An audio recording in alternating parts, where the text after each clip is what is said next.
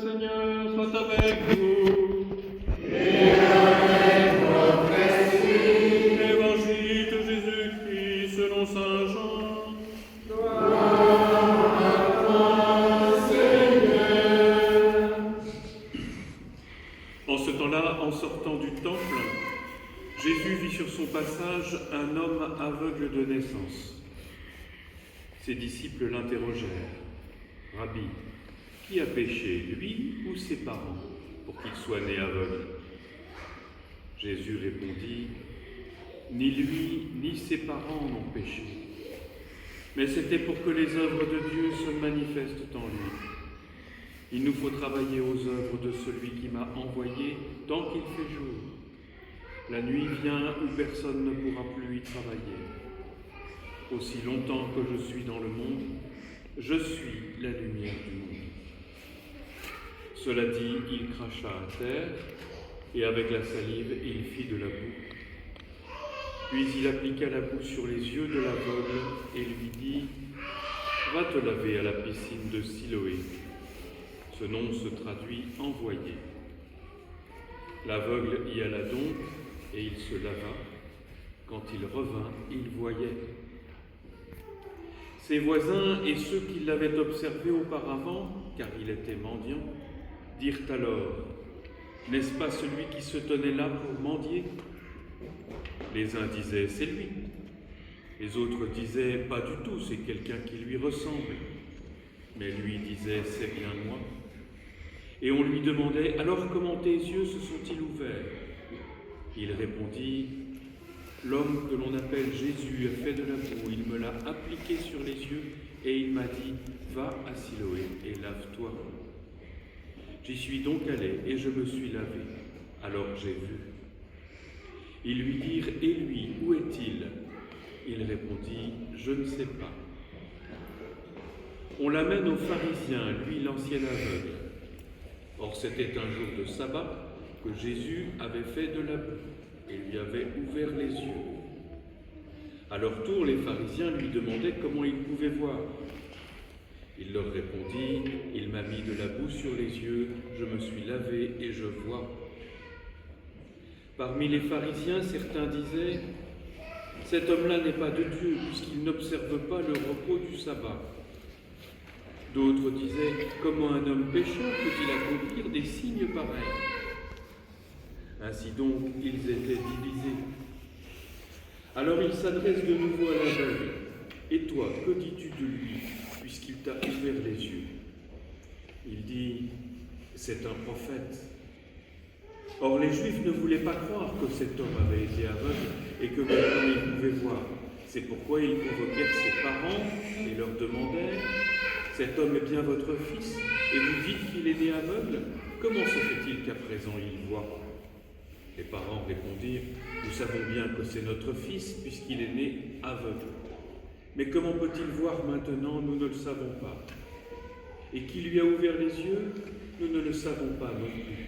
Interrogez-le, il est assez grand pour s'expliquer. » Ses parents parlaient ainsi parce qu'ils avaient peur. En effet, les Juifs s'étaient déjà mis d'accord pour exclure de leurs assemblées tous ceux qui déclaraient publiquement que Jésus est le Christ. Voilà pourquoi les parents avaient dit « Il est assez grand, interrogez-le ».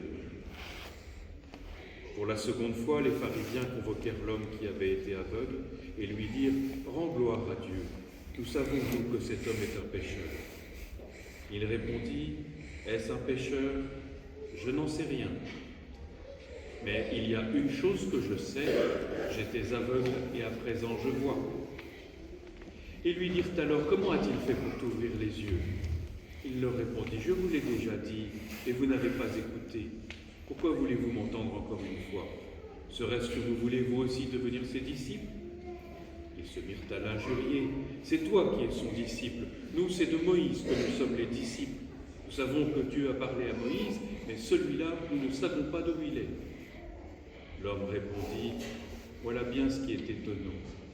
Vous ne savez pas d'où il est, et pourtant il m'a ouvert les yeux. Dieu, nous le savons, n'exauce pas les pécheurs. Mais si quelqu'un a l'honneur et fait sa volonté, il l'exauce. Jamais encore on n'avait entendu dire que quelqu'un ait ouvert les yeux à un aveugle de naissance.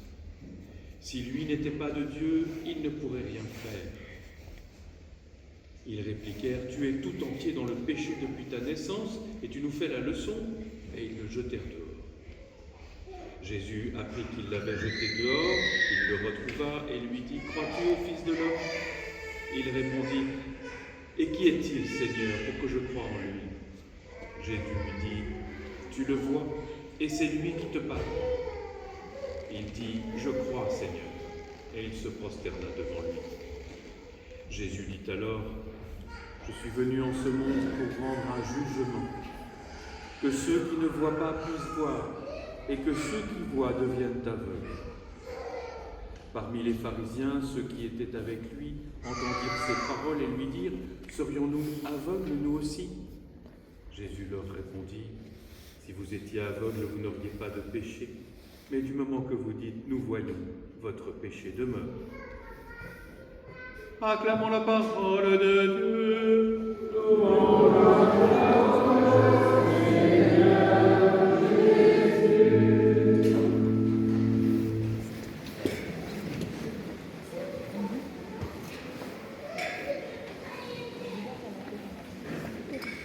Chers amis, nous venons de lire les textes proposés par la Sainte Église notre Mère pour la célébration du 4e dimanche de Carême. Je vous l'avoue, je suis fasciné par les conversations que nous entendons depuis le premier dimanche de Carême. Au premier dimanche de Carême, nous avons écouté ce dialogue entre Jésus et qui? Au premier dimanche de Carême, un dialogue entre Jésus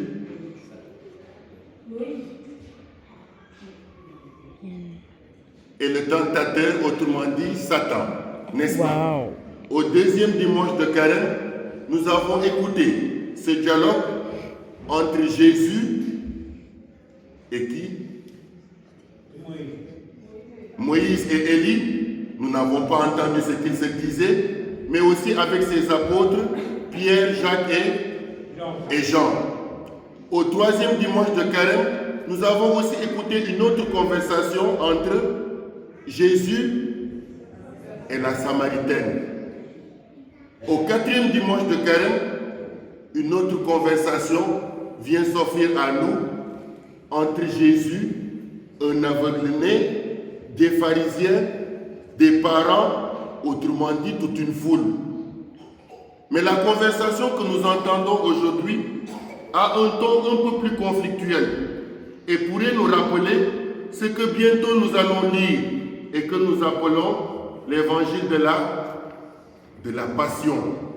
Dans l'évangile de la Passion, nous voyons des accusateurs, nous voyons Jésus qui répond, et ainsi de suite. L'évangile d'aujourd'hui semble nous donner ce signe de conversation. Mais nous sommes en cheminement, et cette conversation nous rappelle que notre foi est une autre forme de conversation. Conversation avec Dieu, conversation avec nous-mêmes, conversation avec le monde. Parce que lorsqu'on dit conversation avec Dieu, oui, dans notre foi, nous nous tournons vers Dieu. Mais aussi dans notre foi, nous sommes interrogés par les autres. Ceux peut-être qui n'ont pas encore le don de la foi, ou ceux qui confessent une autre foi, ou encore ceux parmi nous qui n'arrivent peut-être pas encore à comprendre l'essentiel de cette foi que nous portons. Aujourd'hui, la conversation se tient entre l'aveugle-né et Jésus. Et un enfant de me dire, mais pourquoi cette question? La question semble très méchante. Qui a péché? À quoi bon? À quoi bon savoir qui a péché? Chers amis, c'est la manie des êtres humains que nous sommes de rechercher parfois la cause de notre malheur ou d'une souffrance endurée. Devant l'infirmité ou la maladie, nous posons également des pourquoi. Nous-mêmes, nous nous interrogeons. Et parfois même, nous mettons Dieu en cause. Jésus le répond directement. La souffrance ne doit pas être envisagée comme la conséquence de toute cause, toutes préétablies ou qui ne sont pas toujours le prolongement d'une responsabilité personnelle. C'est pour que les œuvres de Dieu se manifestent en lui. Chers amis, j'ose poser le doigt sur la plaie pour nous rappeler que Dieu ne prend plaisir à la souffrance de personne. Dieu nous aime, il ne prend plaisir à la souffrance de personne. Il ne prend pas plaisir à voir son Fils souffrir sur une croix, mais il prend plaisir à voir tout l'amour de son Fils dans sa volonté d'aller jusqu'au bout de sa mission. Et lorsque nous parlons de mission, nous revenons à cette belle conversation entre Jésus et l'aveugle-né et bien sûr ses pharisiens. Jésus qui rencontre cet aveugle-né, on nous dit bien que c'est un aveugle-né. Autrement dit, il est né avec cette infirmité. Et pour le guérir, Jésus utilise une thérapie assez étonnante. Il prend de là, les enfants, il prend de la salive et de la boue. Qu'est-ce que ça vous rappelle, la boue? Au début, le premier livre de la Bible, qui s'appelle la Genèse, lorsque Dieu créa tout ce qu'il avait à créer, l'on nous rapporte qu'il fit l'homme avec de la poussière, autrement dit de la boue. Et Jésus aujourd'hui ajoute à cette boue de la salive. De la salive plus de la boue appliquée aux yeux de cet aveugle. On pourrait dire une thérapie asiatique ou de notre continent, je ne sais pas. Mais aujourd'hui, Jésus nous ramène à ce premier élément de la création qui est la boue. Comme pour nous rappeler un commentaire que quelqu'un dit, en nous rappelant que nous-mêmes, nous partons de cette boue pour devenir à travers le baptême une nouvelle créature. Cette nouvelle créature passe bien sûr par le baptistère. Et le signe du baptistère est ici bien explicite à travers, on dit baptistère. Qu'est-ce qu'il y a dans le baptistère? Qu'est-ce qu'il y a dans le baptistère? La matière pour le baptême. Il y a de l'eau. Jésus, après avoir appliqué la boue, il dit à cet aveugle, va à la piscine de Siloé et lave-toi le visage, lave-toi les yeux. Au jour de notre baptême, nous aussi nous sommes allés à la piscine de Siloé, autrement dit au baptistère, pour que le Seigneur nous renouvelle. Et le commentaire de cette personne disait, c'est parce qu'en nous-mêmes, nous sommes des êtres inachevés. Inachevés, et Dieu accomplit sa mission à travers son Fils qui vient achever ce que Dieu lui-même a commencé depuis la création du monde. Par le baptême, Dieu accomplit son œuvre. Il nous lave les yeux, il nous lave le visage, il nous lave le corps, et désormais, en lui, nous sommes des êtres achevés. Oui, la piscine de Siloé. Jean traduit bien, cette piscine s'appelait envoyé. Jean traduit dans le texte, il dit la piscine de Siloé qu'on appelle envoyé. Qui est l'envoyé? C'est bien sûr Jésus lui-même. Jésus qui est envoyé et qui, à travers ce qu'il dit à cet aveugle, accomplit l'œuvre de Dieu. Et c'est pour cette raison qu'il dit bien que qui a péché, ce n'est pas la question. Ce ne sont ni ses parents, encore moins lui. Ce n'est pas ce qui est important. Ce qui est important, c'est que l'œuvre de Dieu s'accomplisse en lui. Lorsque l'œuvre de Dieu s'accomplit en cet homme, nous voyons que lui aussi, il fait son cheminement. Parce que lorsqu'on lui pose la question, mais c'est toi l'aveugle qui était toujours là assis. Comment c'est arrivé? Qu'est-ce qu'il répond? Il répond d'abord, cet homme. Et lorsque les pharisiens lui posent la question, il répond, un prophète. Et lorsqu'il est devant Jésus, il finit par dire, je crois, Seigneur. Cet homme, le prophète, Seigneur. Chers amis, nous aussi nous faisons ce cheminement à travers ce baptême qui nous a été donné, où nos yeux fermés, nous pouvons ne pas reconnaître le Christ et nous faisons notre chemin, parfois dandinant avec nos incertitudes et nos doutes. Mais de cet homme, nous arrivons parfois à le reconnaître comme quelqu'un de très grand. Et nous disons, pour les uns, c'est un prophète. Et baptisé en Christ, nous répondons, c'est notre Seigneur. L'évangile de l'aveugle-né est choisi aujourd'hui pour le cheminement de ceux qui se préparent au baptême et qui nous sont confiés, je veux dire, les catéchumènes.